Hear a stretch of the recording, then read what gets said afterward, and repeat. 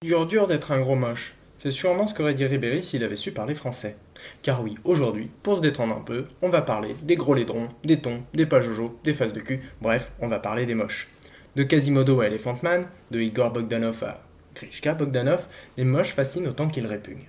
Alors non, je vais pas vous faire le discours habituel et bien pensant sur qu'est-ce que la beauté finalement, car si effectivement la beauté est subjective, malheureusement pour eux, la mocheté est nettement plus objective. Si je vous dis qu'est-ce qu'un moche, vous avez tout de suite des visages qui vous viennent en tête, arrêtez de faire vos innocents.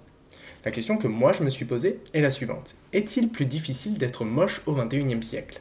Car oui, de tout temps, les moches ont peuplé la terre et infligé leur laideur à qui voulait bien la voir. Mais malgré les moqueries, les quolibets, voire même les persécutions, ils ont pourtant bien réussi à transmettre leur triste patrimoine génétique jusqu'ici. Il paraît donc juste de penser qu'être moche n'est finalement pas si handicapant pour survivre. Mais à l'heure d'Instagram et de Photoshop, à l'heure des abdos saillants et des fesses galbées, il n'a jamais semblé aussi important d'être beau. Même nos repas, nos meubles et nos animaux de compagnie doivent être parfaitement nickel afin de pouvoir les exposer sur le réseau social de notre choix. La laideur est chassée comme jamais elle n'a été chassée auparavant. Sachez-le les moches, l'affront que provoque votre physique ne sera désormais plus toléré. Vraiment, être moche n'a jamais semblé être si difficile et on est en droit de se demander s'ils ont encore un avenir. Pourtant, il nous arrive à tous de dire à propos d'un couple d'amis ou même d'un couple de passants, qu'est-ce que il ou elle fout avec ce gros laidron? Et si parfois l'argent peut être une explication, il n'y a pas encore des millionnaires à tous les coins de rue, au grand désespoir de Macron. Alors comment expliquer ça? Serait-ce une perte de bon goût momentanée de la part de certaines personnes?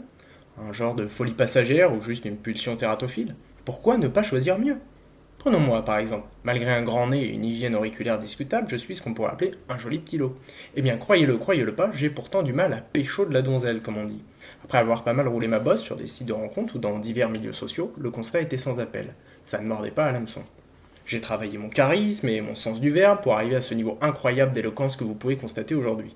Pourtant, toujours rien. Je me suis mis alors à me vendre comme jamais. Moi je sais faire ci, moi je connais ça, une vraie pub ambulante. Mais toujours rien. Silence radio après quelques messages, plus de nouvelles après une première rencontre, j'allais de déception en déception. Étais-je un moche qui s'ignorait? Impossible, la vérité était forcément ailleurs. Mais qu'est-ce que les moches ont de plus que moi, me suis-je dit? Je n'avais plus le choix. Je devais les étudier, comprendre leur mode de fonctionnement et ce qui pouvait les rendre attractifs. Je me mis donc en quête d'un moche afin de lui soutirer quelques informations. Je me balade au hasard des rues jusqu'à tomber sur un de nos spécimens. Quand tout à coup, j'en vois un en loin. Son visage repoussant me fait plisser les yeux comme le soleil à travers les vitres de la voiture. Je décide de l'interpeller. Hé, grosse merde! Qui ça? Moi, me répond-il? En plus d'être moche, il est con. Je reprends. Oui, dites-moi, je voulais savoir, qu'est-ce que ça vous fait d'être moche? Poursuivis-je. Il me regarda d'un air interloqué, puis il me répondit calmement. Bon, je m'en fous. Incroyable. Le mec s'en foutait. Il n'avait même pas l'air conscient de sa mocheté. Il était là, sans gêne, à exposer sa laideur et son manque de classe, en plein jour qui plus est, et ça avait l'air de lui faire ni chaud ni froid.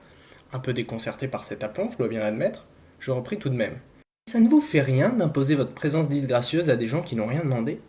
Vous savez ce qu'il m'a répondu? Écoutez, j'en sais rien, mais tout ce que je sais, c'est qu'il faut vraiment être un sacré connard avec un foutu complexe de supériorité pour avoir que ça à foutre de dévaloriser les autres. Allez, bonne journée, hein. J'étais stupéfait. Et un peu troublé, il est vrai. Je décidai d'en rester là avec mes questions. Alors, je ne sais pas si c'est difficile d'être moche ou si c'est difficile de ne pas s'en rendre compte. Ce que je peux vous dire, c'est qu'il est super facile de ne pas se rendre compte à quel point on est un connard. Croyez-en mon expérience. Voilà, c'est tout pour ce deuxième podcast. J'espère que ça vous aura plu. Il était dans un style complètement différent, plus entre chronique et fiction. J'espère que vous aurez un peu compris où je voulais en venir, que ça vous aura fait au moins sourire. Je vais reprendre des trucs plus sérieux qui sont déjà en cours d'écriture. Et puis je pensais pas dire ça un jour, mais abonnez-vous.